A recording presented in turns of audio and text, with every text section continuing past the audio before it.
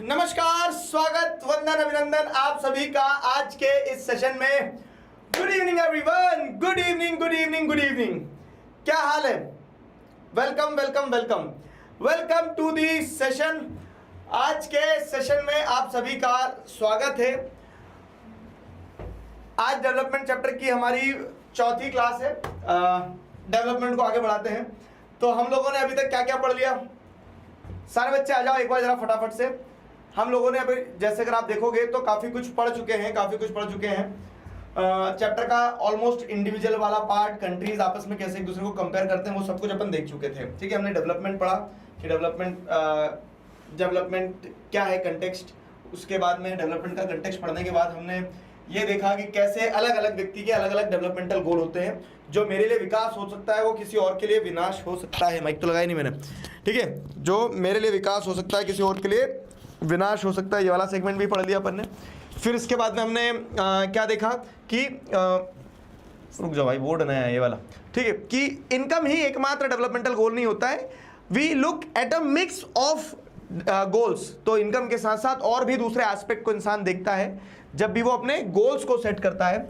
ये पढ़ने के बाद हमने देखा था इसी हिसाब से नेशनल डेवलपमेंट की जब बात होती है तो वो कहीं ना कहीं ब्रॉडर पर्सपेक्टिव ये देखा जाता है कि कैसे मैक्सिमम लोगों का मैक्सिमम भला हो सके।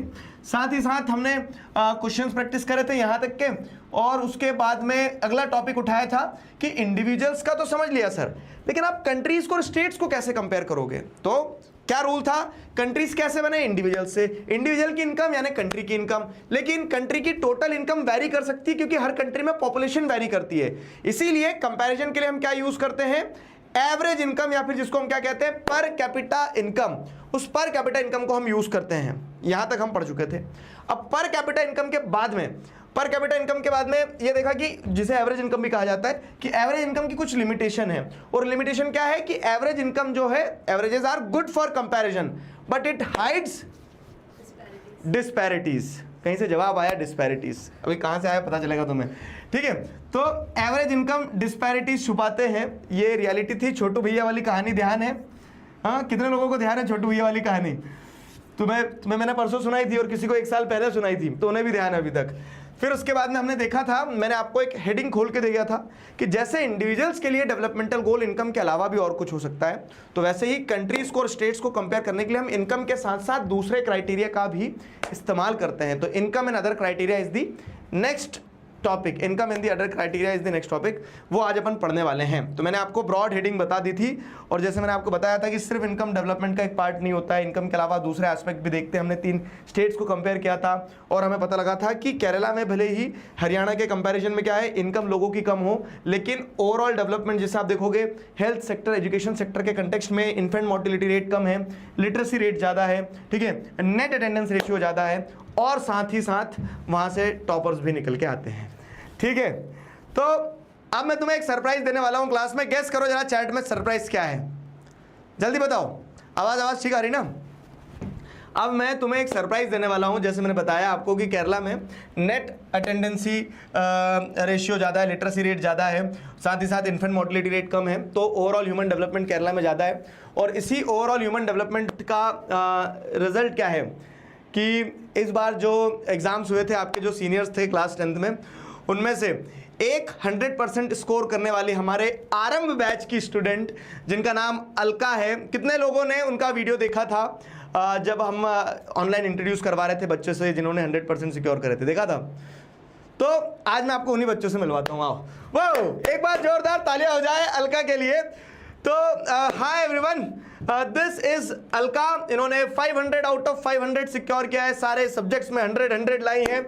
और मज़ेदार चीज़ ये केरला से है, तो ये आज हमारे ऑफिस आई हैं और ये आप लोगों के साथ 2 मिनट 5 मिनट बातचीत करेंगी, जिसमें बताएंगे इनका क्या एक्सपीरियंस रहा। शी वॉज मतलब मैं कहूँगा हमेशा नेक्स्ट टॉपर्स की स्टूडेंट तो रहेंगी वो, लेकिन आरंभ की स्टूडेंट थी। अब वो प्रारंभ में जा चुकी है, मतलब 11th में पहुँच चुकी हैं, बड़ी हो गई हैं और आपकी सीनियर बन चुकी है। तो हाय अलका, क्या हाल है? एक और माइक है? एक और माइक दे दो। तो कैसा लग रहा है आपको क्लास में, स्क्रीन के उस तरफ बैठने के बाद में, स्क्रीन के इस तरफ आने के बाद में? सर बहुत खुशी हो रही है सर, लाइक ये तो like it's kind of like a dream for me, क्योंकि I never expected that I would like see you this close. हाँ सर, लाइक जो तुम मोबाइल पे देखते थे अब तुम्हें मोबाइल पे देख रहे बच्चे, हाँ आरंभ की क्लास में। हाँ सर, हाँ। और 1 साल पहले तो मैं भी उस कैमरे के पीछे ही थी, और I was also like watching these classes. तो 1 year after 1 year I am right now over here, and I think that it was basically because of all the teaching that you gave us, and the belief that I had in myself, that basically led me to this particular place. तो मैं क्या कहूँगी, believe in yourself, believe in the teachers that are present in Next Toppers, because they are like really experienced, क्योंकि आप भी I think almost 10 years हो चुके हैं आपके टीचिंग एक्सपीरियंस से। तो like whatever they are saying, they are actually saying it for your own good, they have that kind of experience and they like wish your best. तो मैं क्या कहूँगी, it's basically like really an honour and a kind of privilege for me that I got this opportunity, and I will always be grateful for this chance, or I wish you all the best, and who knows, अगले साल ये लोग यहाँ जाए। We never know, ठीक है, you people are going to be here next year। तो मेहनत करना है, मतलब आज अलका को ऑफिस बुलाने का, क्लास में लाने का ऑब्जेक्टिव ये है, just get this sense of motivation की इस तरफ आना है कैमरे के, ठीक है, साथ में फिर अपने जूनियर्स को बताना है। तो क्या क्या किया था तुमने, कैसे कैसे किया था, वैसे तो ये सारा वीडियोस वगैरह देखेंगे, बाकी क्रिस्प में टिप्स अगर देना चाहो कि कैसे किया। सर सोशल में तो मैं पहले लेक्चर्स देखती थी, और फिर जो after all the chapters you give us the WPPs right, तो वो भी मैं अच्छे से सॉल्व कर लेती थी, लिख कर ही प्रैक्टिस करती थी, and that's like really important as far as social is concerned. Answer writing is like really important, तो वो पहले से ही स्टार्ट करके जाना, that will be really helpful for you in the future. और बैकलॉग्स बनते थे क्लास के? हाँ सर। कैसे कवर करते थे वो बताओ, वो भी इम्पोर्टेंट इनके लिए। हाँ सर, पहले तो बैकलॉग्स नहीं बनते थे, like during that summer vacation live classes ही देखती जाती थी, लेकिन जब समर वेकेशंस ख़त्म हो गए और फिर व्हेन द स्कूल्स रीओपन्ड, तो ड्यूरिंग दैट टाइम बैकलॉग्स थोड़े बन गए थे, एंड जो आप कहते थे लाइक जो क्लासेस ऑलरेडी डाल चुके हैं उसको like do it after what you're like doing, जो those classes which are like happening right now, give focus to that, और Sundays वो जब Sundays के दिन बैकलॉग खत्म करते थे। हाँ, उस दिन मैं ऐसा करती थी। तो अब she is going to opt for PCM JEE की तैयारी करेंगे, वो अच्छे से अपनी बढ़िया मेहनत करने वाले हैं। बाकी you people take inspiration from her, ठीक है, कि स्क्रीन के इस तरफ आना है और मेहनत करना है, जी तोड़ मेहनत करना है। हाँ सर। हाँ, और एक और मजेदार चीज, भाई साहब आज का दिन कैसा रहा तुम्हारे, बताओ। बहुत ही मस्त था सर। आज इन्होंने पूरा नेक्स्ट टॉपर्स ऑफिस घूमा, बाकी टीचर्स से मिले, और क्या क्या क्या आप ही बताओ। जैसे कि आपको पता होगा कि दिगराज सर ने एक बार लाइव क्लास में ये प्रॉमिस किया था कि the AIR1 who basically gets 500 on 500 in this particular year will get a chance to ride with Digraj sir on his new car। तो मैं और 2-3 और बच्चे भी थे, हम सभी ने Bhopal like we travelled all around Bhopal. कैसा लगा आपको भोपाल? बहुत अच्छा था sir, like this was the first time that I came to Bhopal, and I like got a really good impression. हाँ, और हमने पानी पूरी भी खाई और बर्फ़ के गोले सभी खाए थे सर। बर्फ़ का गोला अगर आपका मोटिवेशन है तो फटाफट से अच्छे से पढ़ना है, मेहनत करना है, ठीक है। आज मैंने इन लोगों से प्रॉमिस किया था, आपके जो सीनियर्स थे, कि ये बोल रहे थे कि सर हमें क्या मिलेगा, तो आओ मैं तुम्हें खुद घुमाऊंगा गाड़ी में बिठा के। तो हम आज पूरा शहर घूमे, खूब सारी मस्ती करी, बातचीत करी, दोस्त बन गए हम लोग, है ना। तो हमने पानी पूरी खाई, हमने गोले खाए, ठीक है। तो अगली बार आप लोगों की बारी है यहाँ पे, तो ऑल द बेस्ट, कॉन्ग्रेचुलेशंस। बहुत अच्छा लगा अलका, आप लोगों ने हमारे बच्चों को, अब जो आने वाले हैं, मतलब ये आपके जूनियर्स हो गए। मेरे लिए तो एक बैच हमेशा आता है, दूसरा जाता है, चलता रहता है, लेकिन हर बैच उतना ही प्यारा होता है। तो जितना आप लोगों को प्यारा बैच था, उतना प्यारा ये भी पढ़ेंगे और अच्छे से। Okay, sir. Thank you so much, sir. All the best to all the juniors out there.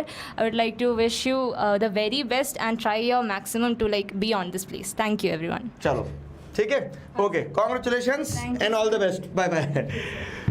तो दोस्तों मोटिवेशन मिल गया, ठीक है। नेक्स्ट आप लोगों, ठीक है, हैव अ सेफ जर्नी। तो नेक्स्ट आप लोग हो तो फटाफट से अब तैयारी कर लो, कमर कस लो, पढ़ाई पूरी अच्छे से करना, आना है इस तरफ।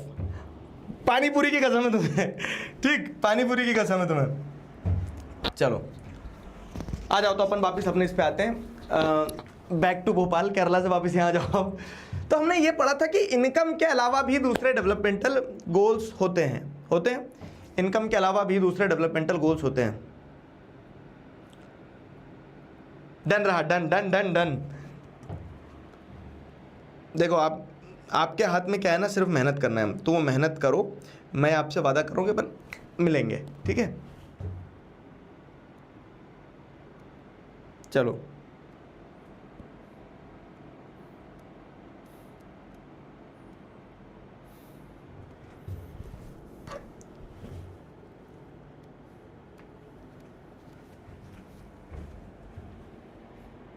चलो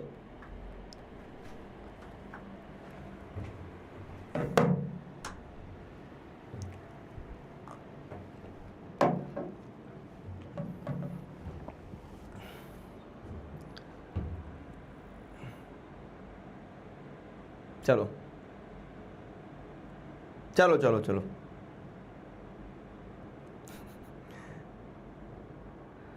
आंसर राइटिंग जरूर करना है। पता है, आंसर लिखना अगर आप बंद कर दोगे ना, मतलब आंसर अगर नहीं लिखोगे तो प्रॉब्लम होगी। आंसर लिखना बहुत जरूरी है। आप जितने ज्यादा आंसर्स लिखोगे आपको उतनी एज मिलेगी, ठीक है, आपको उतना बेनिफिट मिलेगा। क्योंकि थ्योरी सब्जेक्ट्स में इट्स ऑल अबाउट, देखो 20 नंबर ऑब्जेक्टिव के तो आपको पता है कि ABCD सही करके ले लेंगे, लेकिन जो 60 नंबर सब्जेक्टिव के होते हैं ना, उसमें आपके आंसर्स गलत नहीं होना चाहिए। तो इसलिए मैं डे 1 से फोकस कर रहा हूँ कि आंसर लिखा करो, ठीक है।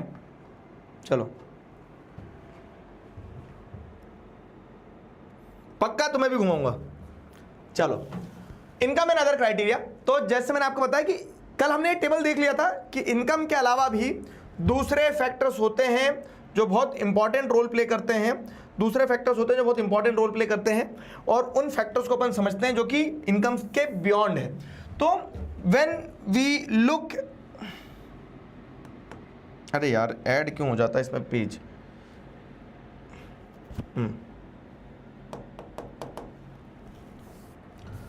तो when we looked at individual aspirations and goals, we found that people not only think of better income but also have goals such as security, respect for others, equal treatment, freedom etc. in mind, है ना। तो जैसे हमने individual से ही country बनता है, तो जब इंडिविजुअल्स के लिए इनकम के अलावा भी दूसरे डेवलपमेंटल गोल होते हैं, तो वैसे ही when we think of a nation or a region, ठीक है, we may besides average income think of other equal important attributes।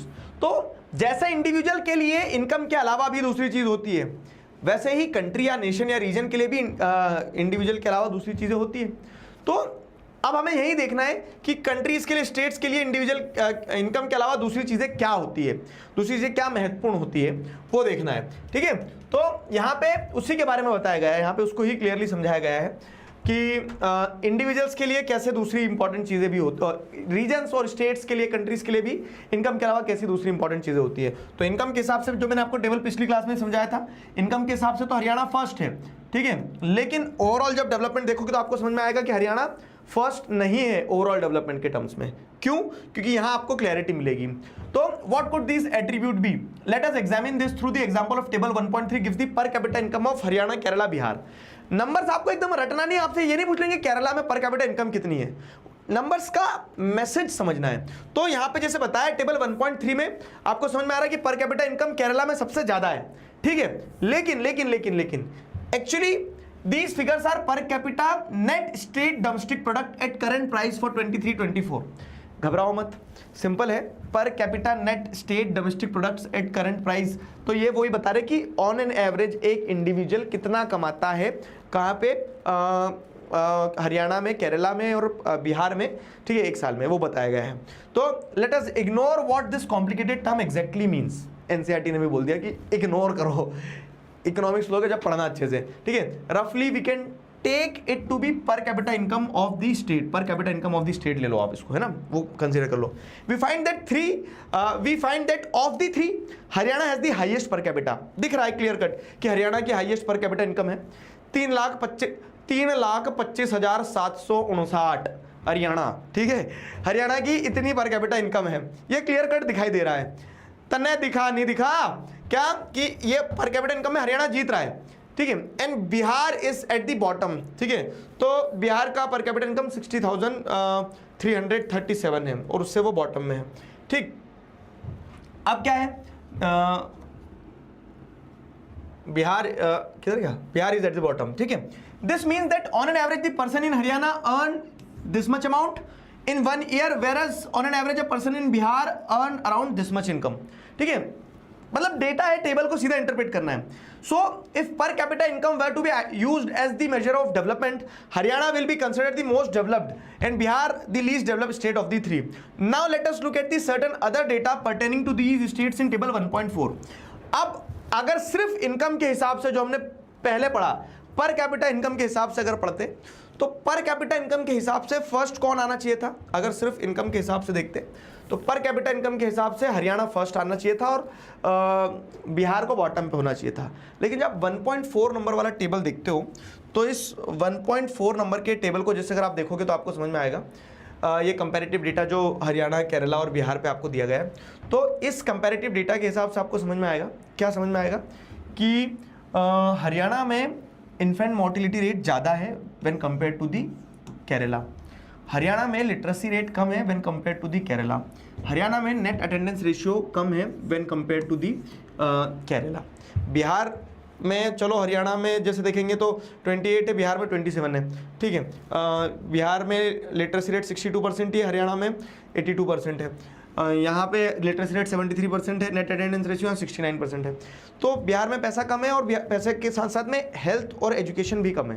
लेकिन केरला में भले ही हरियाणा से पैसा कम हो लेकिन यहाँ पे हेल्थ स्टेटस अच्छा है। अब यहाँ पे जो टर्म्स है ना, infant mortality rate, literacy rate, net attendance ratio, ये 1 मार्क्स में पूछी जा सकती है। तो ये क्या है? ये टर्म्स ये कहती है, इन्फेंट मोर्टिलिटी रेट का मतलब कि 1000 लाइव चिल्ड्रन, मतलब 1000 जो न्यूबॉर्न बेबीज़ है, मतलब जो जब जन्म लेते हैं तब जिंदा ही रहते हैं, मतलब कभी कभी ऐसा होता है ना कि मृत बच्चे भी पैदा होते हैं, तो उनको काउंट नहीं कर रहे हैं। तो out of the 1000 live children born, ठीक है, 1000 जो लाइव बच्चे जन्म ले रहे हैं उनमें से कितने बच्चे जो हैं ऐसे हैं, ठीक है, out of the 1000 live children born कितने बच्चे ऐसे हैं जो सर्वाइव कर गए 1 साल तक, ठीक है। तो ये सारी definitions, this indicates the number of children that die before the age of 1 year। 1 साल से पहले पहले कितने बच्चों की डेथ हो जाती है out of the proportion of 1000 live children born in that particular year. उससे आपको उस स्टेट का इन्फेंट मोर्टिलिटी रेट पता चलता है। मतलब 1000 लाइव चिल्ड्रन बॉर्न जो हुए हैं उनमें से कितने लोग कितने बच्चे जो हैं are dying before the completion of 1 year, उससे इन्फेंट मोर्टिलिटी रेट पता लगता है। लिटरेसी रेट क्या होता है कि in the proportion of the total population in the age group of 7 and above, कितने ऐसे हैं, ठीक है, जो पढ़ना लिखना जानते हैं। तो the percentage of population in the 7 and above age group who knows to read and write, वो लिटरेट कहलाता है। तो लिटरेसी रेशियो 82% बच्चे ही जानते हैं, 7 या 7 साल से ऊपर के हैं और जिनको पढ़ते लिखते आता हो। लेकिन केरला में वो 94% ऐसे हैं जो 7 या 7 साल से ऊपर के जिनको पढ़ते लिखते आता हो, ठीक है, साक्षरता जिसको कहते हैं अपन literacy rate. Net attendance ratio क्या है? तो total number of children of same age group, मतलब 15 से 17, जैसे पूरी कंट्री में सब तरह के बच्चे, बड़े बुजुर्ग सब हैं, लेकिन आपको 15 से 17 की एज ग्रुप का बच्चा लेना है। 15 से 17 मतलब क्या है? वो 10th 11th वाला बच्चा। तो 15 से 17 की उम्र वाले जितने बच्चे हैं उनमें से कितने बच्चे ऐसे हैं, 15 से 17 वाली उम्र के टोटल बच्चों में से कितने बच्चे ऐसे हैं जो स्कूल जा रहे हैं, ठीक है।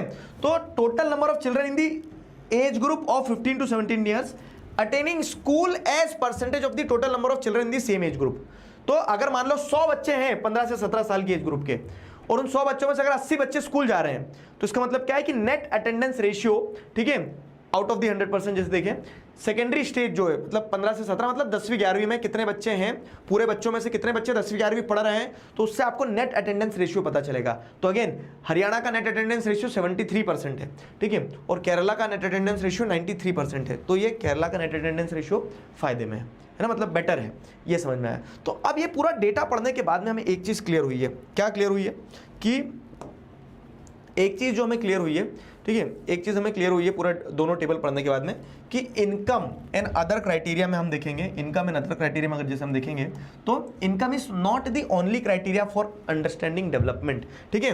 तो इसको अपन अगर कंक्लूड करें, यहाँ पे ये वाला पूरा पार्ट जो अपना इसको कंक्लूड करें तो हम क्या कहेंगे कि income is not the only criteria, income सिर्फ एकमात्र क्राइटेरिया नहीं है, ठीक है। Income is not the only criteria, जैसे अगर हम इसको यहाँ पे कंक्लूड करें तो income is not the only criteria, income is not the only मतलब कि सिर्फ एक पर कैपिटा इनकम से आप कंट्रीज को कंपेयर करते हो, लेकिन इनकम के अलावा भी दूसरी चीजें होती है जो हमें यहां देखने को मिल रही है। ठीक है, income is not the only parameters या फिर क्राइटेरिया, पैरामीटर, ठीक है, और क्राइटेरिया, चलो क्राइटेरिया लिख लो, फॉर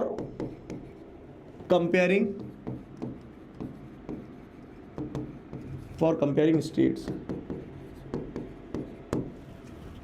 इनकम सिर्फ एकमात्र क्राइटेरिया नहीं है स्टेट्स को कंपेयर करने के लिए। इस चैप्टर की WPP आएगी ना बाबू, जब चैप्टर कंप्लीट होगा तभी तो तुम टेस्ट दे पाओगे। तो मैंने अच्छे टेस्ट बनाए हैं, वो सारे टेस्ट आपको अटेम्प्ट करना है। और इनकम सिर्फ एकमात्र क्राइटेरिया नहीं है, समझ में आया? Income is not the only criteria. Net attendance ratio दोबारा बता दो। नेट अटेंडेंस रेशियो का मतलब यह है कि मान लो जैसे आपकी ये पूरी कंट्री है, अब इस पूरी कंट्री में दादाजी, बड़े बुजुर्ग, बच्चे, पापा मम्मी सब हैं। आपको सिर्फ क्या करना है, आपको देखना है कि 15 से 17 साल के कितने बच्चे हैं।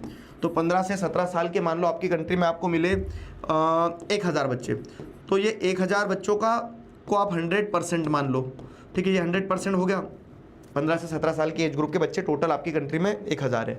अब आप ये देखोगे कि अगर 1000 में से 900 बच्चे स्कूल जा रहे हैं और 100 बच्चे नहीं जा रहे हैं, तो आप क्या बोलोगे कि आपकी स्कूल में नेट अटेंडेंस रेशियो 900 इन दी 100% के टर्म्स में देखेंगे 1000 के कंपैरिजन में, तो आपको पता लगेगा कि 90%। तो 1000 में से 90% बच्चे ही स्कूल जा रहे हैं इन the age group of 15 to 17। ठीक है, तो सेकेंडरी स्टेज पे out of the total proportion of the population in the age group of 15 to 17, 15 से 17 की जो टोटल प्रोपोर्शन ऑफ पॉपुलेशन है उसमें से कितना परसेंट है जो स्कूल जा रहा है, वो आपको नेट अटेंडेंस रेशियो देता है। ठीक है, that will give you the net attendance ratio. समझ गए? ये नेट अटेंडेंस रेशियो कहलाता है। क्लियर है? इस चीज को हम क्या कहते हैं? नेट अटेंडेंस रेशियो कहते हैं। फाइन, बताओ क्लियर? चलो भाई आ जाओ, ये 2 पेज बीच में क्यों ऐड हो गए? तो अब ये जो अपन ने टेबल समझ लिया ना, उस टेबल को अब यहाँ पे पढ़ा के बता दिया है, बस तो पढ़ देते हैं इसको। टेबल जो है अपन ने जो अभी समझा है उसी टेबल को यहाँ पे समझाया गया है। तो what does this table show? जो भी अपन ने पढ़ा 1.4, मैंने आपको पिछली क्लास में भी एक पॉइंट लिखवाया था, याद हो तो, कि एक क्वेश्चन टेबल पे पक्का है, एक क्वेश्चन टेबल पे आता ही आता है। तो अब जैसे अगर यहां देखें तो what does this table show, ये टेबल आपको क्या दर्शाता है? तो इस टेबल से आपको क्या समझ में आया? The first column of the table shows that Kerala out of 1000 children born 6 die before completing 1 year of age, but in Haryana the proportion of children dying within 1 year of birth is 28। तो हरियाणा में ज्यादा बच्चों की मृत्यु हो रही है क्योंकि वहां इन्फेंट मोर्टिलिटी रेट 28 है और केरला में 6 है। ठीक है, which is nearly 3 times more than that of Kerala. On the other hand per capita income of Haryana is more than that of Kerala as shown in the table 1.3 में। लेकिन हमें क्या देखने मिल रहा है कि हरियाणा में आदमी के पास पैसा ज्यादा है, बच्चे को नहीं बचा पा रहा वो, मतलब उनका हेल्थ इंफ्रास्ट्रक्चर कमजोर है। क्या करोगे इस पैसे का जब आप अपने बच्चों को नहीं बचा पा रहे हो, है ना? तो वो ओवरऑल डेवलपमेंट के टर्म्स में क्या है कि क्या करोगे, क्या कीजिएगा इस पैसे का, ऐसा। ठीक है, table 1.3, just think of how dear you are to your parents, think of how everyone is so happy when a child is born, now try to think of parent whose children die before they even celebrate their first birthday. How painful it must be to these parents. अगर वो करोड़पति parent भी है लेकिन अगर उनके राज्य में ऐसी व्यवस्थाएं नहीं है कि बच्चा अगर बीमार हो रहा ठीक नहीं हो पाएगा, मतलब आउट ऑफ 1000 अगर 28 बच्चों की डेथ हो रही है तो वो पैसा किस काम का? समझा रहे हो? तो इसीलिए जब डेवलपमेंट को आप देखोगे तो सिर्फ इनकम के टर्म्स में कंपेयर नहीं कर सकते हो डेवलपमेंट को। ठीक है, next, note the year to which this data pertains, this was during 2018 या 2023 होना चाहिए। ठीक है, एनसीईआरटी में करेक्शन कर देते, लाओ एनसीईआरटी सुधार दूं 23-24 का डेटा है ना ये, तो ये इस समय का डेटा है। मतलब we are not talking of old times, ये 70 साल से ज़्यादा हो गए हमें इंडिपेंडेंस के। हमारी मेट्रो सिटीज़ जो है हाई राइज बिल्डिंग से फुल है, शॉपिंग मॉल से फुल है, टेक्नोलॉजी कहाँ से कहाँ पहुँच गई, लेकिन फिर भी क्या है 80 बच्चे की मृत्यु हो रही है। तो ये दर्शाता है कि सिर्फ पैसा is not the only indicator for comparing development. आपको इनकम के अलावा दूसरे हेल्थ और एजुकेशन जैसे फैक्टर्स को भी कंसिडर करना पड़ता है। फिर देखो, the problem does not and with infant mortality rate. The last column of table जो है 1.4 का जो लास्ट कॉलम है, it shows that about 1/3 of the children aged 15 to 17 years in Bihar are not attending school in secondary classes। ठीक है, अब जैसे यहाँ अगर आप देखोगे टेबल को, तो आपको इस टेबल में क्लियर कट एक चीज़ समझ में आएगी कि बिहार में मात्र 62% बच्चे, मतलब 62% बच्चे ही लिटरेट हैं, और नेट अटेंडेंस रेशियो में मात्र 69। तो मतलब 1/3 बच्चे जो हैं, लगभग एवरेज पे 1/3 बच्चे जो हैं वो स्कूल नहीं जा रहे बिहार में। ठीक है, तो 15 to 17 ईयर्स के एज ग्रुप में बिहार में they are not attending school in secondary classes, 10th तक ही पढ़ रहे हैं, 10th भी नहीं पढ़ रहे हैं। तो this means that if you went to school in Bihar, nearly 1/3 of your class friends would be missing. मतलब 10वीं 11वीं का बच्चा, तो आपके सारे दोस्त में से अगर आप स्कूल जा रहे हो तो 1/3 बच्चे आ ही नहीं रहे, वहां पे ये स्थिति है। ठीक है, नेट अटेंडेंस रेशियो इतना कम है। सो दोस्त who could have been in school are not there. If this had happened to you, you would not be able to read what you are reading now. और अगर मान लो उन 1/3 बच्चों में तुम ही होते, नेट अटेंडेंस रेशियो कम है ना, तो आज जो पढ़ रहे हो क्लास में वो पढ़ नहीं रहे होते तुम। तो ये सारे नंबर्स क्या दर्शाते हैं कि सिर्फ पैसा is not the indicator of development. ठीक है, आप सिर्फ पैसे से कंट्री को डेवलप, किसी स्टेट को डेवलप नहीं बोल सकते हो। There are factors other than money, there are parameters other than money जिनको इंपॉर्टेंट कंसीडर किया जाता है। समझ गए? ठीक है, इसमें टेबल पे क्वेश्चन आता है एग्जाम में। अभी मैं आपको आगे क्वेश्चन भी बताऊंगा कैसे कैसे क्वेश्चन आते हैं। टेबल पे क्वेश्चन आता ही है। जैसे चलो एक क्वेश्चन देता हूं मैं, पोल का, सेलेक्ट करो। मतलब यहाँ टेबल नहीं दिया लेकिन इस तरह से क्वेश्चन आते हैं। लिटरेसी रेट हमने पढ़ा, measure the proportion of literate population in the dash years and the above age group. ठीक है, ये कितने नंबर का क्वेश्चन है? ये है आपका क्वेश्चन, मतलब 1 नंबर का क्वेश्चन है, 2024 में पूछा गया था। पोल दूं? पोल आएगा बाबू? ये मोबाइल से हो जाता है। एक पोल आया होगा, देखो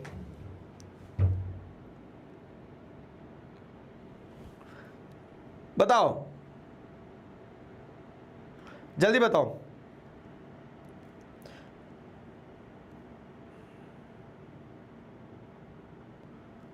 पोल आएगा, पोल।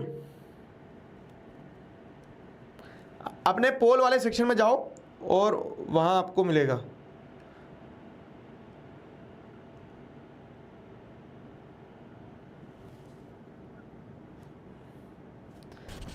लिटरेसी रेट जो है, तो आप किस एज ग्रुप में पता करते हैं? डीपीपी नहीं कर पा रहा हूं, स्कूल वर्क बहुत है। मैनेज करो बाबू, it's all about time management. आप जितना अच्छे से टाइम मैनेज करोगे उतना इजी रहेगा। पोल आ गया, देखो एक बार चेक करो, मेरा दिख रहा है पोल, यहां चल रहा है, देखो।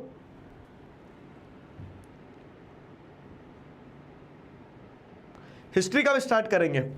हम हिस्ट्री स्टार्ट कर सकते हैं। ये कंप्लीट करने के बाद में अपन एक बार इकोनॉमिक्स कंप्लीट करेंगे, सिविक्स उठा लेंगे, फिर हिस्ट्री उठा लेंगे, फिर ज्योग्राफी, ऐसे चलेंगे। ठीक है ना? इसके बाद ज्योग्राफी उठाएंगे हम। बताओ,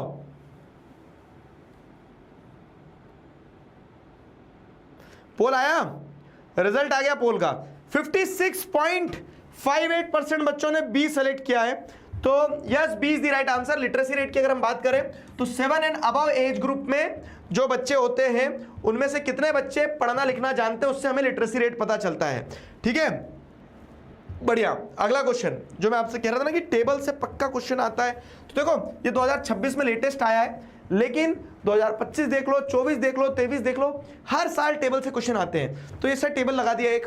अब ये टेबल में क्या दे दिया? Study the table given below and answer the following questions. Infant mortality rate दिया है PQRS स्टेट का, एक इमेजिनरी दे दिया। लिटरेसी रेट दिया गया 2017-18 का डेटा के हिसाब से। नेट अटेंडेंस रेशियो दिया गया है। Identify the state whose infant mortality rate is almost 3 times that of state Q। State Q का इन्फेंट मोर्टिलिटी रेट है 7। आपको ऐसा स्टेट पता करना है जिस स्टेट का इन्फेंट मोर्टिलिटी रेट ऑलमोस्ट 3 गुना है। ऑलमोस्ट 3 गुना। 7 का 3 गुना क्या होता है? मतलब समझ रहे हो ना कैसे क्वेश्चन आते हैं? Q स्टेट का 3 गुना, ऑलमोस्ट 3 गुना बोला है, 3 टाइम्स। 7, 14, 21। क्या लगाओगे? S 3 गुना बोला ना, S लगाना। ये 20 ऑलमोस्ट लिखा है यहां पे, देखो ऑलमोस्ट लिखा है, एग्जैक्ट नहीं पूछा आपसे। तो ऐसे आपको डेटा समझना होगा, समझे? इसका राइट आंसर हो जाएगा एस। तो टेबल वाले क्वेश्चन में नंबर कटना नहीं चाहिए। जैसे एक और ये आया क्वेश्चन, तो ये 2023 का क्वेश्चन है, जब डेटा पुराना था। तो अब आप जैसे देखोगे यहाँ पे क्या है, how much is the net absence. हाँ ये क्वेश्चन अच्छा, इसका बोल देता हूं मैं। आपने तो नेट अटेंडेंस पढ़ा है सर, हमें एब्सेंस कैसे पता चलेगा? Net absence of Haryana, net absence of Haryana, ठीक है। पोल दे दिया मैंने, पोल में सेलेक्ट करो, फिर इसका एक्सप्लेनेशन देता हूं। पोल दे दिया मैंने, पोल में सेलेक्ट करो, फिर इसका एक्सप्लेनेशन देता हूं, ठीक है। गॉट दी पोल, जरा एक बार चेक करो पोल सेक्शन में जाके। अबे क्या हो गया, पोल क्यों नहीं जा रहा है?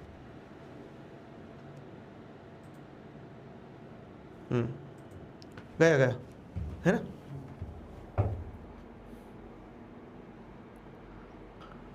समझ में आया ना टेबल का कैसे चलना है? अब आपको बताना है विच ऑफ द फॉलोइंग, मतलब डेटा को देख के बताना। Net absence ratio, attendance ratio मतलब जितने बच्चे जा रहे हैं। अब जितने छुट्टी पे हैं उनको क्या कहेंगे? छुट्टी पे, या फिर जितने नहीं पढ़ रहे हैं उनको नेट एब्सेंस कहेंगे। बताओ, धीरे ही तो पढ़ा ना बाबू। चैट में इंस्टा आईडी मांग रहे हैं, दे दो इनको जो जो इंस्टा आईडी मांग रहे हैं एक दूसरे की। पढ़ ले, चाटा पड़ेगा तो सब इंस्टा ध्यान आ जाएगा। आया पोल, वेरी गुड। रिजल्ट आया 62% बच्चों ने सही आंसर दिया है। देखो सिंपल है यार, थोड़ी इतनी गणित तो आना चाहिए कि 61% बच्चे अगर जा रहे हैं स्कूल तो 39% बच्चे नहीं जा रहे हैं। तो जो नहीं जा रहे हैं उन्हीं को हम एब्सेंस रेशियो कहेंगे। नेट एब्सेंस रेशियो क्या है?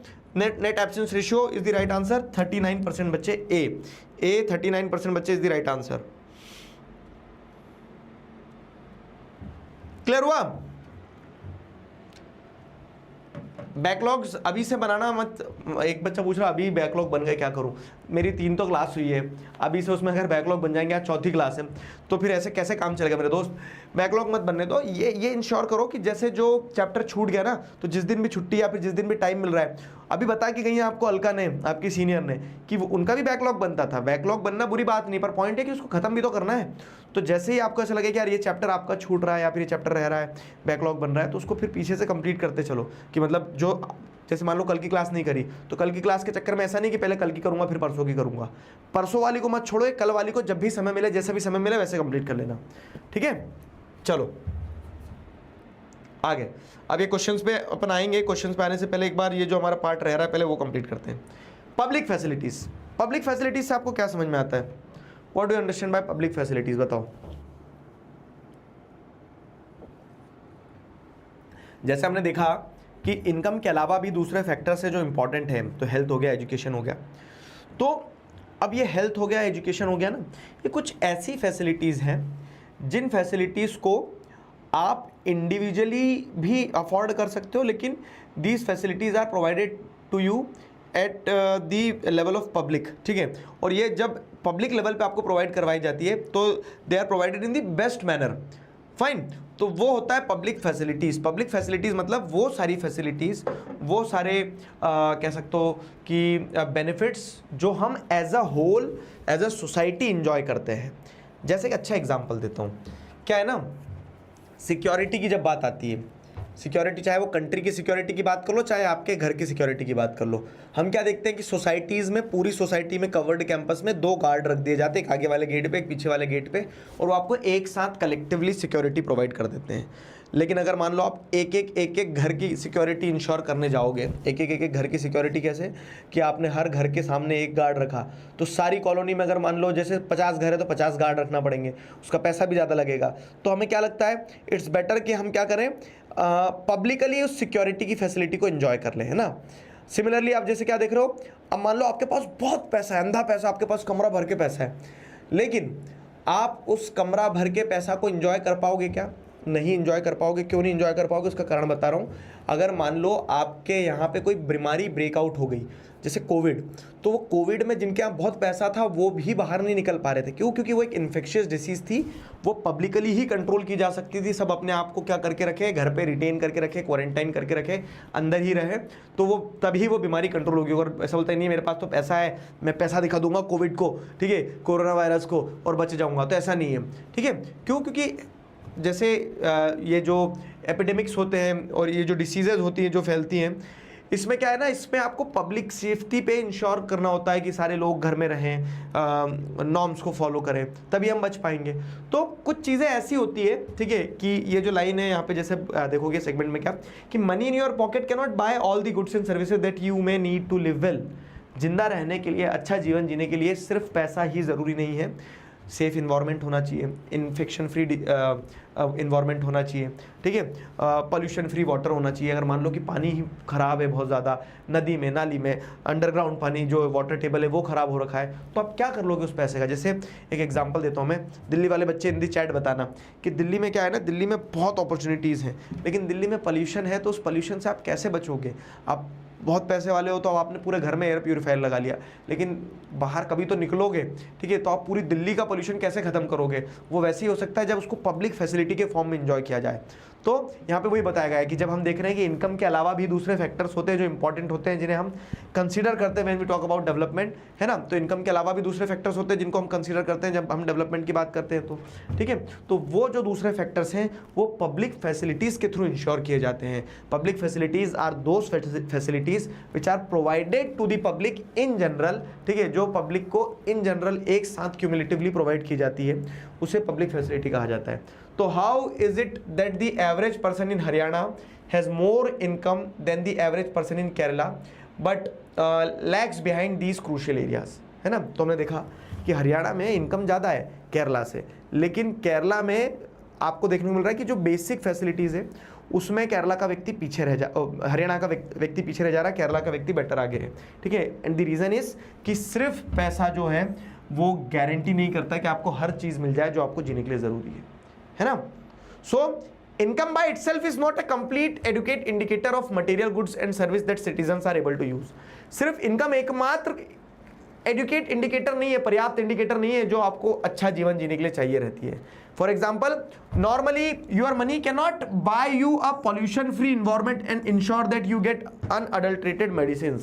पैसे से आप पॉल्यूशन फ्री इन्वायरमेंट, दिल्ली में बहुत पैसा है, ठीक है, तो लेकिन आप सिर्फ पैसे से पॉल्यूटेंट फ्री इन्वायरमेंट नहीं ले सकते हो, अनअडल्ट्रेटेड मेडिसिन नहीं ले सकते हो, खाना अडल्ट्रेटेड मिलेगा। तो आप पैसे से क्या करोगे, बोलोगे मैं सबसे महंगे वाले सेब लेके आऊँगा, लेकिन पता लग रहा है कि जहाँ आप लेने जा रहे हो महंगी दुकान वाला इंजेक्शन लगा लगा के सेब पका रहा है।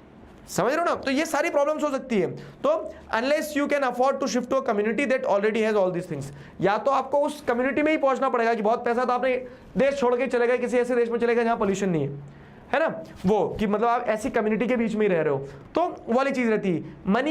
Money may also not be able to promote you protect you from infectious diseases unless the whole of your community takes preventive steps, ठीक है। तो जैसे पैसे से सिर्फ कोविड में ऐसा नहीं कि पैसे वाले कोरोना वायरस जाके रुक गया होगा कि नहीं पैसे वालों को नहीं छूऊंगा, उसने सबको पकड़ा है, पैसे वालों को ज़्यादा पकड़ा है कोरोना वायरस ने, ठीक है। तो आप उस कोरोना वायरस से तभी बच सकते हैं जब कम्युनिटी लेवल पे, पब्लिक लेवल पे आप प्रिवेंटिव मेजर्स लेते हैं।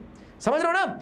एग्जाम्पल समझे नहीं समझे, तो ये एग्जाम्पल दर्शाते हैं कि money in your pocket can not buy everything which you are required to live well. आपको पब्लिक फैसिलिटीज पे डिपेंडेंट होना पड़ता है, ग्रुप फैसिलिटीज पे, कम्युनिटीज पे डिपेंडेंट होना पड़ता है, ठीक है। तो actually for many of the important things in life the best way, also the cheapest way is to provide these goods and services collectively. और जब आप किसी भी गुड्स एंड सर्विसेज को कलेक्टिवली प्रोवाइड करते हो तो उसी को पब्लिक फैसिलिटी बोलते हैं। जैसे स्कूल हो गया, तो स्कूल एक बच्चे के लिए नहीं बनाया जाता है, स्कूल बनाया जाता है ताकि बहुत सारे बच्चे आ सके, एक साथ कलेक्टिवली बैठ के पढ़ सके, ठीक है। तो वो क्या है, वो एक पब्लिक फैसिलिटी का पार्ट हो गया। हॉस्पिटल सिर्फ एक व्यक्ति को ठीक करने के लिए या फिर एक व्यक्ति का इलाज करने के लिए नहीं बनाए जाते हैं। हॉस्पिटल्स इसलिए बनाए जाते हैं कि ताकि बहुत सारे लोग आ सके और वो कलेक्टिवली काम कर सके, ठीक है। तो पब्लिक फैसिलिटीज़ में सिंपल ये बताया गया है कि for many of the important things in life the best वे जो है वो यही है कि आप collective goods and services provide करने पे फोकस करें, ठीक है। इन्हीं को पब्लिक फैसिलिटीज़ बोला जाता है। Just think will it be cheaper to have collective security for the whole locality और for each house to have its own security staff? Simple है ना, पूरी कॉलोनी के 4 गार्ड्स खड़े कर दो, लेकिन आप अगर हर घर में 1 गार्ड खड़ा करोगे तो अगर कॉलोनी में 100 घर है तो 100 गार्ड खड़े करना पड़ेंगे। कोई सेंस बनाता है? कोई सेंस नहीं बनाता है। तो वैसी वाली कहानी है, ठीक है। What if no one other than you in your village और locality is interested in studying? अगर आपके अलावा आपके गांव में कोई और पढ़ना नहीं चाहता तो क्या आपके लिए अकेले स्कूल चलेगी? नहीं, स्कूल तभी चलेगी जब एक कम्युनिटी एक साथ पढ़ने जाएगी, है ना। तो वही है, वही वाली चीजें बताई गई है। Would you be able to study? Not unless your parents could afford you to send to some other private school, या फिर आपके सारे गांव के क्षेत्र के बच्चे पढ़ना चाह रहे हो तो एक कॉमन स्कूल खोल दिया जाए। तो so you are actually able to study because many other children also want to study and because many people believe that the government should open schools and provide other facilities so that all children have a chance to study. पहले ऐसा होता था, आप आपके papa mummy से पूछना कि आप में से बहुत सारे बच्चों के पेरेंट्स जो हैं उन्होंने अगर पढ़ने का सोचा है ना तो उन्हें उनका गांव छोड़ के जाना पड़ा होगा क्योंकि गांव में स्कूल नहीं था, या फिर उनके क्षेत्र से कहीं बाहर जाना पड़ा होगा क्योंकि वहाँ स्कूल नहीं था। क्यों? क्योंकि अगर मान लो सारे लोग पढ़ना नहीं चाहेंगे तो फिर आप भी नहीं पढ़ पाओगे, लेकिन जब सारे लोग पढ़ना चाहेंगे तभी वहाँ फैसिलिटीज आ पाएगी। तो कुछ फैसिलिटीज ऐसी है जो हम पब्लिक के साथ ही इंजॉय कर पाते हैं and it is best suited them to provide them collectively, ठीक है। कुछ सर्विसेज को कलेक्टिवली प्रोवाइड करना ही बेटर होता है। तो even now in many areas children particularly girls are not able to go to high school because the government society has not provided adequate facilities. और यही होता है कि जहाँ पे जैसे मान लो कि पब्लिक उतनी अवेयर नहीं है, स्कूल जैसे बहुत सारी लड़कियों को क्या करता है 10th तक पढ़ने के बाद छुड़वा दिया जाता है। क्यों? ये जो आप देख रहे हैं ना नेट अटेंडेंस रेशियो कहीं कहीं कम है, क्यों छुड़वा दिया जाता है? ऐसा नहीं कि वो पढ़ाना नहीं चाहते, लेकिन स्कूल ही नहीं है, ठीक है। गवर्नमेंट ने या फिर कम्युनिटी ने वहाँ पे वो प्राइवेट हो या गवर्नमेंट हो कोई स्कूल से नहीं खुले क्योंकि डिमांड नहीं है। और ये एक ऐसी फैसिलिटी स्कूल जो कि पब्लिकली ही चल सकती है, एक अकेले बच्चे के लिए नहीं। तो जो अफोर्ड कर सकता है वो अपने को बच्चे को बाहर पहुँचाएगा, जो नहीं कर सकता वो बच्चे क्या करेंगे, घर का काम करेंगे और शादी करवा देंगे उनकी। समझ में आया? एक मोटिवेशन ये भी ले लो, अगर पढ़ोगे लिखोगे नहीं तो शादी करवा देंगे तुम्हारे घर वाली तुम्हारे। खुश हो रहा है इसमें कि हाँ सर ये तो बहुत अच्छा मोटिवेशन है, ना पढ़े तो शादी हो जाए, क्या बात है। समझे? समझे नहीं समझे? क्लियर है? तो पब्लिक फैसिलिटीज वाला टॉपिक समझ में आया कि इनकम के अलावा दूसरे भी फैक्टर्स होते हैं जो डेवलपमेंट के लिए कंसीडर किए जाते हैं, और वो सारे फैक्टर्स बेस्ट तरीके से आपको कब दिए जा सकते हैं? जब आप उनको पब्लिक फैसिलिटीज के फॉर्म में देते हो। क्लियर हुआ?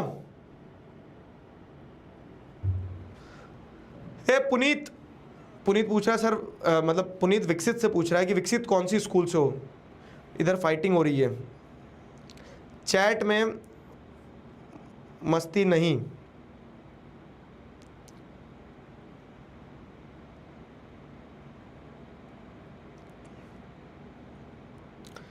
यार ये क्या सिस्टम है, चैट अलग अलग क्यों चल रही है? चैट मुझे सबकी दिख रही है। चनप्रीत सिंह, आपस में नहीं लड़ो। ये 2-4 बच्चे इनको पकड़ के ना, एक तेजवीर है और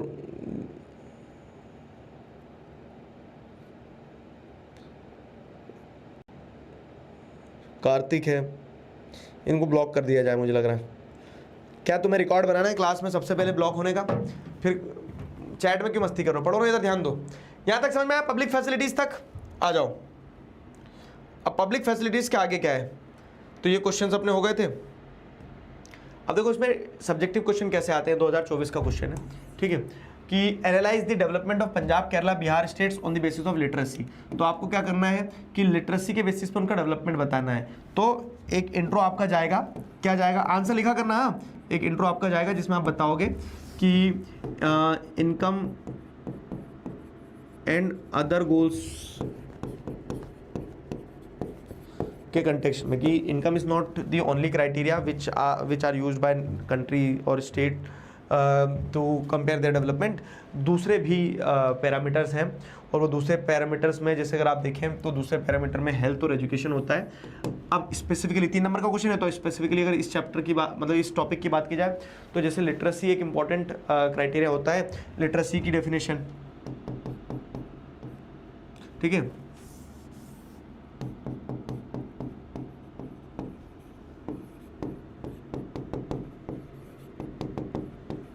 लिटरेसी की डेफिनेशन के बाद में आपको क्या देखने को मिलता है? लिटरेसी की डेफिनेशन आपने दे दी कि लिटरेसी क्या होता है, तो आपको समझ में आएगा कि the proportion of population in the 7 and above age group who are able to read and write, वो लिटरेट कहलाता है। अब वो लिटरेसी की डेफिनेशन देने के बाद में आपको डेवलपमेंट एनालाइज करना है पंजाब, केरला और बिहार के कंटेक्स्ट में, तो आपको पता लगेगा। देखो अब क्या है ना, 2024 में वो टेबल में हरियाणा की जगह पंजाब का नाम लिखा होता, तभी हरियाणा हो गया। तो ऐसे पुराने ईयर्स में क्वेश्चंस में आपको ये अगर डेटा चेंज दिखेगा तो उसमें कंफ्यूज मत होना, ठीक है। तो आप इसमें आप क्या लिखोगे कि पंजाब, केरला, हरियाणा का जब हम लिटरेसी के लेवल पे डेवलपमेंट देखते हैं तो दो पंजाब इज हैविंग हायर, अब यहाँ पे एनालिसिस लिखेंगे अपना पूरा, ठीक है।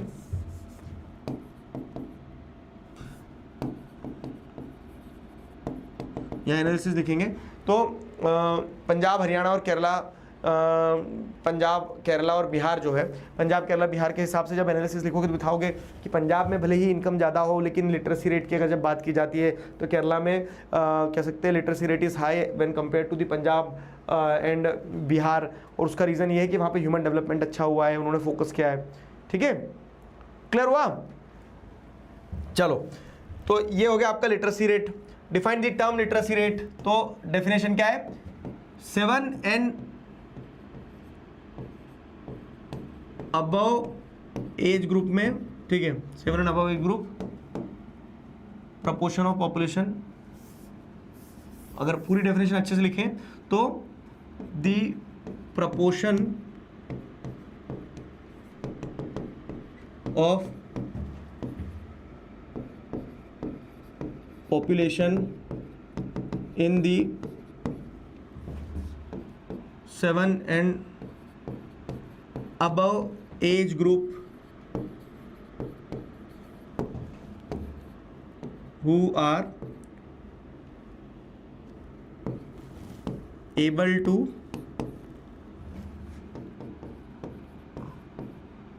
read and write are known as literate, ठीक है। तो लिटरेसी रेट क्या है? Literacy rate is the parameter which measures the proportion of population in the 7 and above age group who are able to read and write, ठीक है। ये हो गया। आगे अगर ये इसी पैरामीटर को अपन और पढ़ें, क्या है पैरामीटर अपना? पब्लिक फैसिलिटीज वाला। तो केरला में जैसे हमने देखा कि इन्फेंट मोर्टिलिटी रेट कम है, हमने देखा हरियाणा में इन्फेंट मोर्टिलिटी रेट ज़्यादा है, तो ऐसा केरला ने क्या कर दिया? तो जैसे अगर हम देखें तो केरला ने ऐसे क्या कर दिया, तो Kerala has low infant mortality rate because it has adequate provision, ठीक है, of basic health and educational facilities.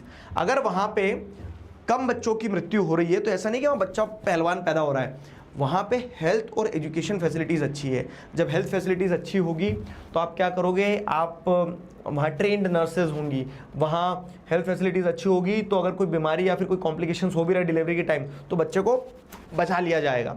समझ में आ रहा है?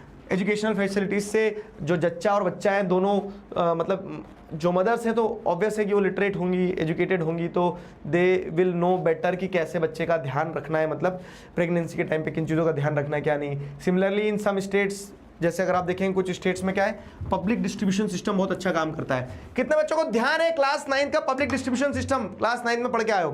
पब्लिक डिस्ट्रीब्यूशन सिस्टम का मतलब ये है कि जो राशन शॉप्स होती है तो वहाँ से खाना बांटा जाता है कम कीमत पे ताकि गरीब व्यक्ति भी खरीद पाए।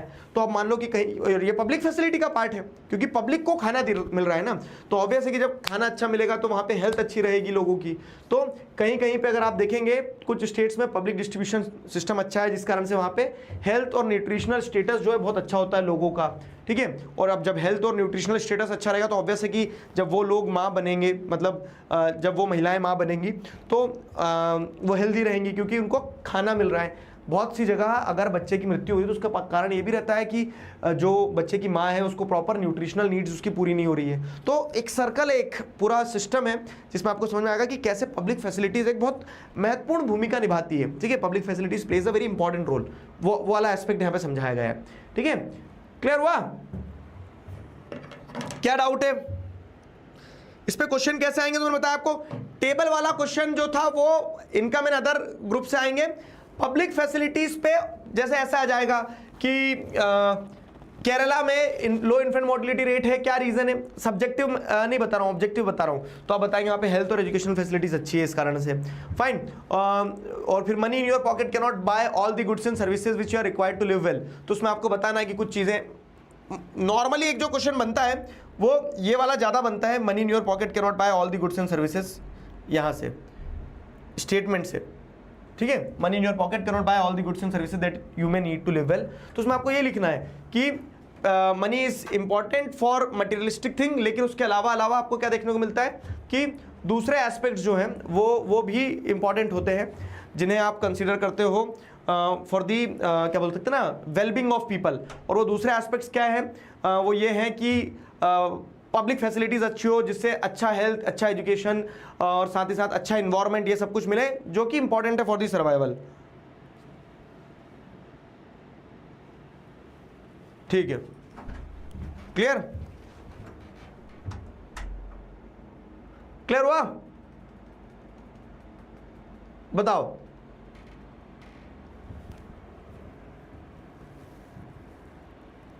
क्लियर है?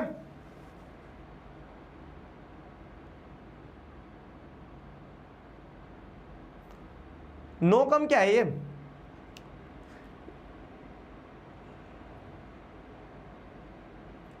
अरे पिट जाएगा, पढ़ ले। इन्फेंट मतलब नन्ना मुन्ना बच्चा, इन्फेंट उसको कहा जाता है। तुम इन्फेंट थोड़ी ना हो, अब तो तुम बड़े हो गए हो ना, अडल्ट।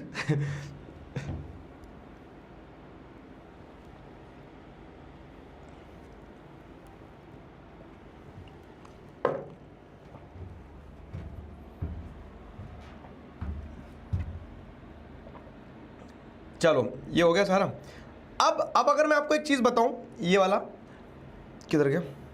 हाँ, फिर एक पेज ऐड हो गया, पेज ऐड हुए जा रहे हैं इसमें, पिट जाएगा बोर्ड।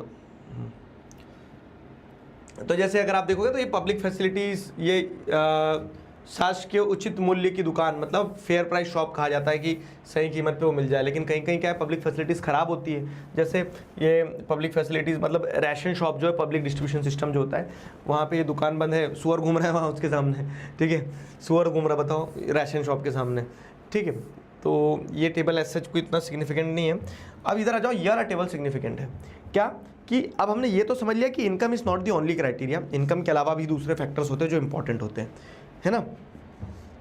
इनकम के अलावा भी दूसरे फैक्टर्स होते हैं जो इंपॉर्टेंट होते हैं। तो अब हम यहाँ देखना है कि आपने जैसे इनकम के आधार पर जब कंपेयर करा है, ठीक है, इनकम के आधार पर जब आपने कंपेयर करा है, किसको, कंट्रीज़ को कंपेयर करा है, तो उसे आप क्या कहते हो, इनकम के आधार पर जब आप कंट्रीज़ को कंपेयर कर रहे हो तो आप वर्ल्ड बैंक जो था वो वर्ल्ड डेवलपमेंट रिपोर्ट लाता था और पर कैपिटा इनकम के हिसाब से कंपेयर करता था। अपन ने शुरू में पढ़ा था, ध्यान आया? इस चैप्टर में दो चीज़ें हैं कि दो तरह से कंपेयर किया जाता है कंट्रीज़ को। एक तो इनकम के आधार पर जो वर्ल्ड डेवलपमेंट रिपोर्ट थी वर्ल्ड बैंक की। अब दूसरा हमने देखा कि इनकम के अलावा भी दूसरी इंपॉर्टेंट चीज़ें होती जैसे हेल्थ और एजुकेशन। तो एक रिपोर्ट बनती है ह्यूमन डेवलपमेंट रिपोर्ट, ठीक है, एक रिपोर्ट बनती है जिसको हम क्या कहते हैं, ह्यूमन डेवलपमेंट रिपोर्ट। और इस ह्यूमन डेवलपमेंट रिपोर्ट में हम क्या करते हैं, कंट्रीज़ को हम कंपेयर करते हैं ह्यूमन डेवलपमेंट रिपोर्ट में, इनकम के साथ साथ हेल्थ और एजुकेशन को भी इंपॉर्टेंस देते हैं, ठीक है। देखो कैसे, तो once it is realized that even though the level of income is important, yet it is inadequate measure of the level of development. Income एक इंपॉर्टेंट क्राइटेरिया है, लेकिन सिर्फ इनकम ही एकमात्र क्राइटेरिया हो, ये बात गलत है। समझ गए? तो लूप में चल रहा है, जैसे इंडिविजुअल्स के लिए डेवलपमेंटल गोल इनकम हो सकता है, लेकिन इनकम के अलावा भी हम दूसरे गोल्स को कंसीडर करते हैं। वैसे ही कंट्रीज को कंपेयर करने के लिए इनकम एक क्राइटेरिया है, लेकिन अभी हमने पढ़ा कि इनकम के अलावा भी दूसरे पैरामीटर जैसे हेल्थ एजुकेशन इंपॉर्टेंट होते हैं, ठीक है।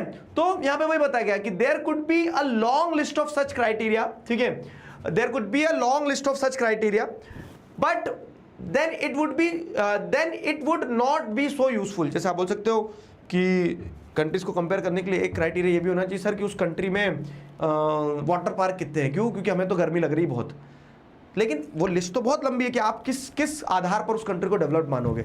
लेकिन कुछ कोर कॉन्सेप्ट जो है, ठीक है, लॉन्ग लिस्ट को ना बनाते हो, कुछ कोर कॉन्सेप्ट को अगर हम ध्यान दें, ठीक है, तो what we need is a small number of most important things. तो इनकम के साथ साथ एक और 2-3 पैरामीटर्स होना चाहिए जो कि मोस्ट इंपॉर्टेंट है। तो वहीं पे हेल्थ और एजुकेशन आर सच इंडिकेटर्स, ठीक है, such as one we have used in the comparison of Kerala and Haryana. तो अब हमें समझ में आया कि ओवर द पास्ट डिकेड्स और so health and education indicators have come to be widely used along with the income as a measure of development. तो income के साथ साथ हेल्थ और एजुकेशन जैसे ये कुछ फैक्टर्स हैं जिन्हें हम इस्तेमाल करते हैं ये समझने के लिए कि कौन सी कंट्री कितना डेवलप्ड है या नहीं है, ठीक है। सिर्फ इनकम पे हम फोकस नहीं करते हैं, हम एक ओवरऑल डेवलपमेंट का पर्सपेक्टिव देखते हैं, ठीक है। तो ये उस चीज़ की बात की गई है। तो ओवर द पास्ट डिकेड और so health and education indicators have come to be widely used along with income as a measure of development. For instance, जो ह्यूमन डेवलपमेंट रिपोर्ट, ये ध्यान रखना बाबू, इसमें कंफ्यूज होते हैं बच्चे। ह्यूमन डेवलपमेंट रिपोर्ट क्या है, ठीक है, 5 मिनट और लूंगा, 5 मिनट में अच्छे समझ में आएगा कि ह्यूमन डेवलपमेंट रिपोर्ट की अगर हम बात करें तो ये वर्ल्ड बैंक की जो रिपोर्ट है, वर्ल्ड डेवलपमेंट रिपोर्ट, उससे अलग है। क्योंकि ह्यूमन डेवलपमेंट रिपोर्ट में आप ओवरऑल ह्यूमन डेवलपमेंट की बात कर रहे हो, सिर्फ इनकम की बात नहीं कर रहे हो। और ये ह्यूमन डेवलपमेंट रिपोर्ट किसके द्वारा पब्लिश की जाती है, यूएनडीपी, ठीक है। Human Development Report is published by UNDP, United Nations Development Programme. Human Development Report UNDP के द्वारा पब्लिश की जाती है और इस रिपोर्ट के आधार पर क्या होता है, कंट्रीज को कंपेयर किया जाता है on the basis of their educational levels, ठीक है। कंट्रीज को उनके एजुकेशनल लेवल के आधार पर कंपेयर किया जाता है कि कौन सी कंट्री जो है कितना डेवलप्ड है, ठीक है। तो हेल्थ, एजुकेशन और इनकम, इन सारी चीज़ों को कंपेयर किया जाता है based on their educational level of the people, their health status and पर कैपिटा इनकम। तो अब यहाँ पे आपके लिए कंपैरिजन के लिए एक पूरा टेबल बना दूं मैं कि कंट्रीज को अगर कंपेयर करना है, तो 2 पैरामीटर्स है आपके पास, ठीक है। कंट्रीज को अगर कंपेयर करना है तो आपके पास में 2 पैरामीटर्स है, ठीक है।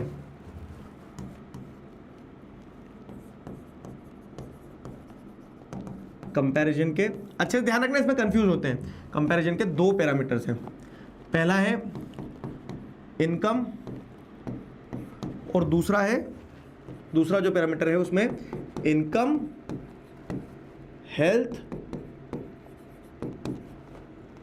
और एजुकेशन। इनकम, हेल्थ और एजुकेशन, इन सारी चीज़ों को जोड़ा जाता है। इनकम के आधार पर कौन कंपेयर करता है, वर्ल्ड बैंक कंपेयर करता है। मतलब ये आपको क्या है ना, चैप्टर का जिस्ट मिल गया। इनकम, हेल्थ और एजुकेशन के आधार पर कौन कंपेयर करता है, यूएनडीपी। फुल फॉर्म क्या है इसका, United Nations Development Programme, United Nations, बस ये ध्यान हो गया chapter, United Nations Development programme.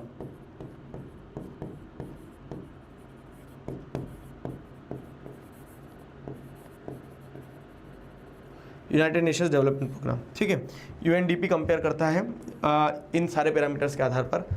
अब अगर हम इसकी बात करें, यूनाइटेड नेशंस डेवलपमेंट प्रोग्राम, ठीक है, तो कंपैरिजन में इनकम और इनकम के साथ साथ में जब इनकम, हेल्थ और एजुकेशन से कंपैरिजन करोगे तो यूएनडीपी कंपेयर करता है।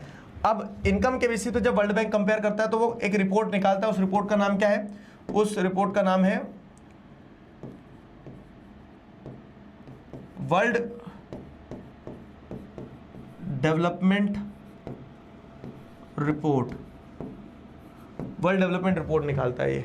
और वहीं पे अगर आप जैसे देखोगे तो जो इनकम, हेल्थ और एजुकेशन के आधार पर जो रिपोर्ट निकलती है उस रिपोर्ट का नाम क्या है, ह्यूमन डेवलपमेंट रिपोर्ट, ठीक है, Human Development report. Simple, clear है सारे बच्चे, बताओ। मतलब पूरे चैप्टर का जिस्ट ये है कि एक कंपैरिजन का पैरामीटर है इनकम, जो कि वर्ल्ड बैंक कंपेयर करता है वर्ल्ड डेवलपमेंट रिपोर्ट में। एक पैरामीटर का और तरीका, जैसे हमें पता लगा कि income is not the only attribute, तो उसमें इनकम, हेल्थ, एजुकेशन सबको कंसीडर किया जाता है और ये रिपोर्ट निकालता है यूएनडीपी, ठीक है, ह्यूमन डेवलपमेंट रिपोर्ट इसका नाम है। Clear, sorted. बताओ, जल्दी बता दो। यहाँ पे वही बताया गया और ये पूरा वो डेटा दिया गया है, देखो ये पूरा डेटा यहाँ पे दिया गया है कि it would be interesting to look at certain relevant data regarding India and its neighbours from Human Development Report. अब ये ह्यूमन डेवलपमेंट रिपोर्ट है, ठीक है, जो यूनाइटेड नेशंस डेवलपमेंट प्रोग्राम ने निकाली थी 2025 का ह्यूमन डेवलपमेंट रिपोर्ट है।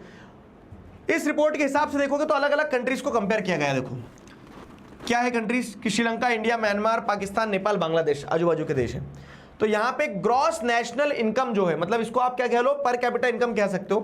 पर कैपिटा इनकम 2021 के हिसाब से क्या है, डॉलर्स में $9,047 इंडिया की है, श्रीलंका की 12,616 है, म्यांमार की 4,919 है, पाकिस्तान की पर कैपिटा इनकम 5,501 है, ठीक है, बांग्लादेश की 8,498 है। लेकिन अब लाइफ एक्सपेक्टेंसी एट बर्थ अगर हम देखें, लाइफ एक्सपेक्टेंसी एट बर्थ मतलब क्या है कि जन्म के समय हम कितना एक्सपेक्ट कर सकते हैं कि एक इंसान, ये जो प्रोडक्ट पैदा हुआ है ये कितना चलेगा, इसकी एक्सपायरी डेट कब तक की है। तो जैसे श्रीलंका में 77 ईयर्स की एवरेज लाइफ एक्सपेक्टेंसी है, मतलब ऑन एन एवरेज 77 ईयर्स जीता है व्यक्ति, ठीक है। इंडिया में 72 है। अब देखो आप कि इंडिया में भले ही पैसा बांग्लादेश से ज़्यादा हो, लेकिन बांग्लादेश में लाइफ एक्सपेक्टेंसी इंडिया से ज़्यादा है, 74.7 ईयर्स की लाइफ एक्सपेक्टेंसी है। तो ये क्या दर्शा रहा है कि सिर्फ income is not the only criteria, और इसीलिए आप जब रैंकिंग देखोगे ना तो इंडिया की रैंकिंग भी 130 है और बांग्लादेश की रैंकिंग भी 130 है। भले ही इंडिया में पैसा ज़्यादा हो, लेकिन हेल्थ में Bangladesh is performing better. Mean year of schooling of people as 25 and above, 25 साल से ऊपर के जो लोग हैं उनमें से कितने लोग स्कूल गए हैं, एवरेज मतलब 25 साल से ऊपर के लोगों को अगर देखें तो 25 साल में कितने साल स्कूल गए हैं। श्रीलंका में 10 साल स्कूल गए हैं, ठीक है, इंडिया में 6.9 ईयर्स गए, बांग्लादेश में जैसे अगर आप देखोगे 6.8 है, म्यांमार में 6.4 है। तो म्यांमार में जैसे आप देखो भले ही पैसा बहुत कम हो इंडिया से, लेकिन स्कूलिंग बराबर है, ठीक है, रैंक भले ही म्यांमार की 150 है। तो यहाँ पे वो देखने को मिल रहा है आपको, क्या कंट्रास्ट देखने को मिल रहा है कि श्रीलंका में जो रिपोर्ट बनी ना, ह्यूमन डेवलपमेंट रिपोर्ट, उस ह्यूमन डेवलपमेंट रिपोर्ट में रैंकिंग अगर निकाली जाए, HDI रैंक मतलब क्या है, ह्यूमन डेवलपमेंट इंडेक्स की रैंक, रिपोर्ट मतलब आपका रिपोर्ट कार्ड, और आपकी स्कूल में जब रैंकिंग बनती है तो सारे सबके अपने अपने रिपोर्ट कार्ड बनते हैं, जो टॉप करता है वो टॉप पे आता है, तो उस रैंकिंग में वो फर्स्ट है ना। तो वैसे ही क्या है कि ह्यूमन डेवलपमेंट इंडेक्स जो है ना, HDI, ये क्या है, ये वो इंडेक्स जो दर्शाती है कि कौन सी कंट्री किस रैंक पे आई है। तो सारी कंट्रीज में से श्रीलंका 89 नंबर की रैंक पे, इंडिया 138 नंबर पे है, बांग्लादेश भी 138 नंबर पे है, ठीक है। डिस्पाइट द फैक्ट कि इंडिया में पैसा ज़्यादा है, लेकिन हेल्थ वाले स्टेटस पे, एजुकेशन वाले स्टेटस पे बांग्लादेश इंडिया के बराबर और कहीं कहीं बेटर परफॉर्म कर रहा है, इसलिए रैंकिंग दोनों की बराबर है, ठीक है। ये जो टर्म्स है ना, जैसे लाइफ एक्सपेक्टेंसी एट बर्थ, तो इसका मतलब क्या है, the name suggest average expected length of life, कि एवरेज एक व्यक्ति कितना जीवन जिएगा, तो उससे आपको क्या पता लग रहा है, लाइफ एक्सपेक्टेंसी पता लग रहा है। ये टर्म्स ध्यान रखना, ये टर्म्स शॉर्ट क्वेश्चंस में पूछी जा सकती है, ठीक है। और टेबल पे क्वेश्चन पक्का है, मैं अगर स्टार लगा दूं इसमें 3-4 तो ये पक्का है। क्या समझ नहीं आया बाबू, एक बच्चा लिख रहा है इसमें समझ नहीं आया, क्या समझ नहीं आया बताओ मुझे, एक बार ये लिख दो ना कि क्या समझ नहीं आया, बताओ। छुट्टी बस कर रहे हैं, ये लास्ट टॉपिक था, क्लियर है? Is that clear? बताइए।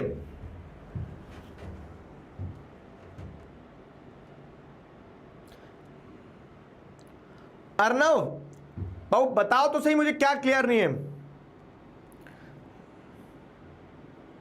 हमने HDI और ह्यूमन रिपोर्ट प्लीज बता दो। ओके बाबू, एक रिपोर्ट कार्ड बनता है अपना, वो ह्यूमन डेवलपमेंट रिपोर्ट हो गया कि सबका अपना अपना रिपोर्ट कार्ड है, तो हर कंट्री का अपना अपना रिपोर्ट कार्ड बना, लेकिन उन रिपोर्ट कार्ड्स के हिसाब से एक रैंकिंग बनती है ना। तो ह्यूमन डेवलपमेंट इंडेक्स मतलब वही है कि आप उस डेवलपमेंट के इंडेक्स में, उस रैंकिंग में कहाँ हो। तो HDI में वो रैंकिंग मिलती है और रिपोर्ट में सबके अपने अपने रिपोर्ट कार्ड बनते हैं, तो वैसा समझ गए? क्लियर है?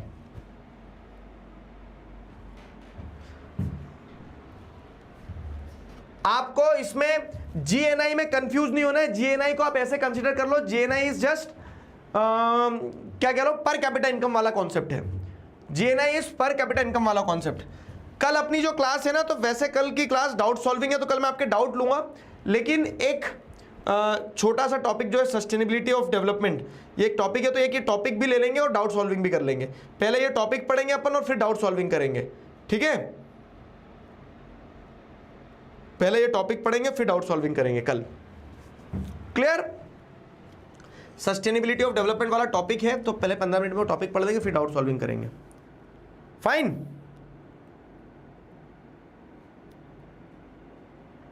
बताओ। ह्यूमन डेवलपमेंट के बेसिस पर कैलकुलेट होता है।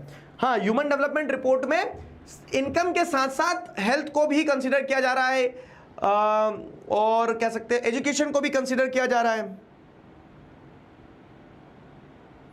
ठीक है,